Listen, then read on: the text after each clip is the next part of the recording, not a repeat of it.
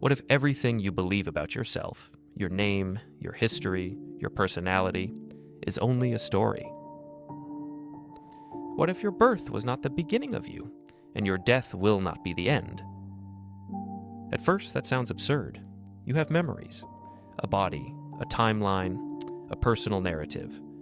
But stay with this idea. This is not philosophy for entertainment. It is an invitation to look directly at your experience and discover something radical. What you truly are was never born, and therefore can never die. This does not deny the body. It does not reject the world. It simply questions the assumption that you are a separate individual moving through an external universe. Because what if you are not a fragment inside reality, but the awareness in which reality appears? From childhood, we are taught to identify as a person. We learn our name, we develop preferences, we build a self-image. Slowly, a sense of me forms, someone located inside the body, looking out at the world. But have you ever paused and examined this me? Right now, ask yourself, who am I? Answers may arise: parent, friend, thinker, dreamer. But these are roles, they change. Go deeper. Who is aware of these answers? Thoughts appear in your mind constantly. One moment there is excitement, another moment there is worry, then a memory, then a plan. But if you can notice a thought, can you truly be that thought? Thoughts are observed, so who is the observer? Emotions rise and fall like weather patterns.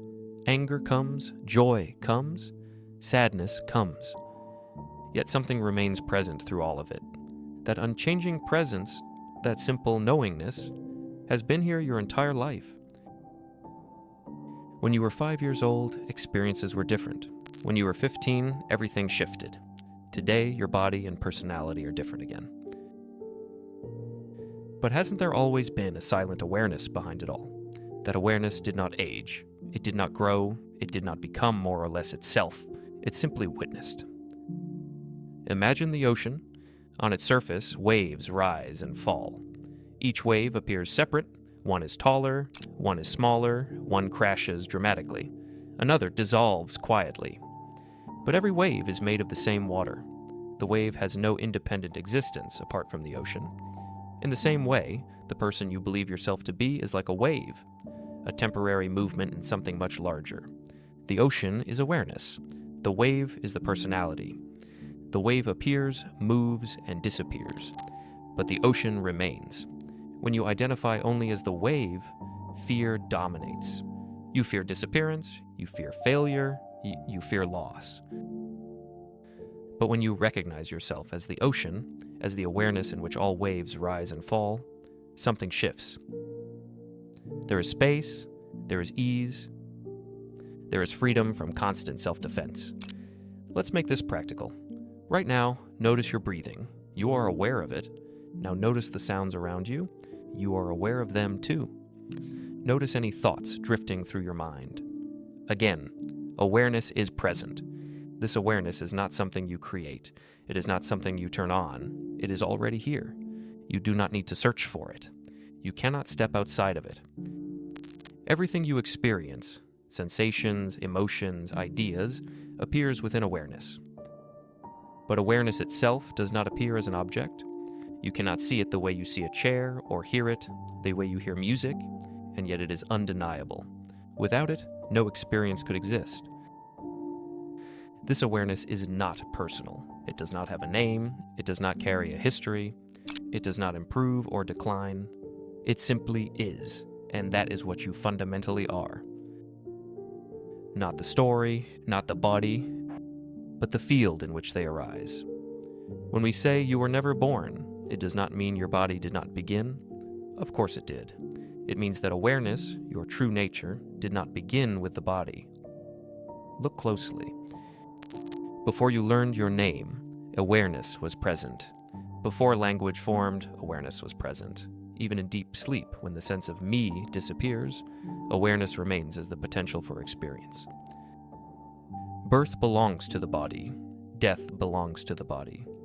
But awareness is not a body. It is not confined to time. It is like a screen on which a movie plays. The characters appear to be born. They struggle, they celebrate, they die, but the screen is unaffected. When the film ends, the screen remains. You are not the character in the story, you are the screen. Recognizing this dissolves a deep layer of fear. If what you truly are was never born as a separate entity, what exactly could die? Forms change, experiences shift, but awareness itself remains untouched. The sense of I feels powerful. It claims ownership. My thoughts, my success, my suffering. But examine this carefully. Where is this I? Can you locate it in the body, in the chest, or is it simply another thought appearing in awareness? The ego is not an enemy. It is a functional tool, a narrative center that helps navigate daily life. But problems arise when the narrative is mistaken for reality. When you believe you are a separate entity struggling against the world, tension builds. Defensiveness grows.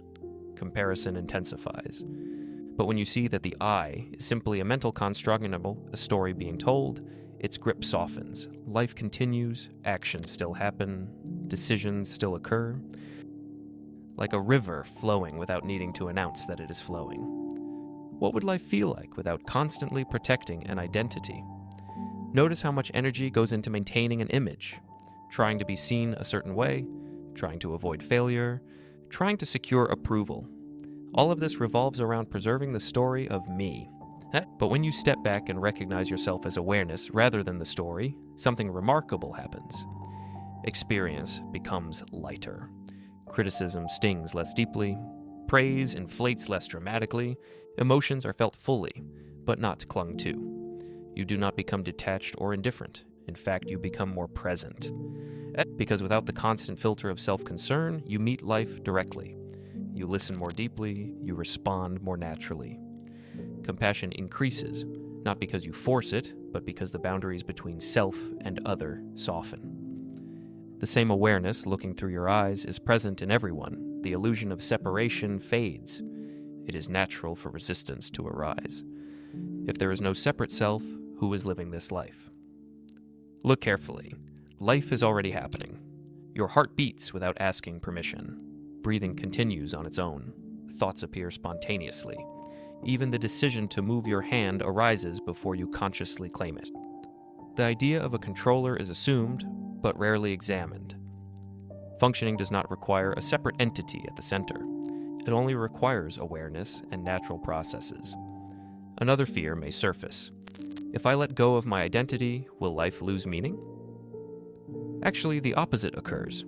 When you are no longer obsessed with maintaining a story, each moment becomes vivid. Ordinary experiences, sunlight, conversation, silence, become complete in themselves. Meaning is no longer something to chase. It is inherent in being. After all the philosophy, the inquiry returns to something extremely simple. Right now, are you aware? Yes. That awareness is not something you achieve. It is not a special state. It is the constant background of every experience you have ever had. It was present in childhood. It is present now. It will not disappear, not because the body will not change, but because awareness itself is not born from the body. You are not a person trying to become awareness. You are awareness temporarily experiencing being a person. The wave is real as a movement, but it has never been separate from the ocean. You have never been separate from the whole. You were never truly confined, never truly incomplete, never truly born as an isolated fragment. And recognizing this is not an escape from life. It is a return to what has always been here. Silent, open, unbound. Rest in that. Everything else will continue to rise and fall. But what you are remains, and it always has.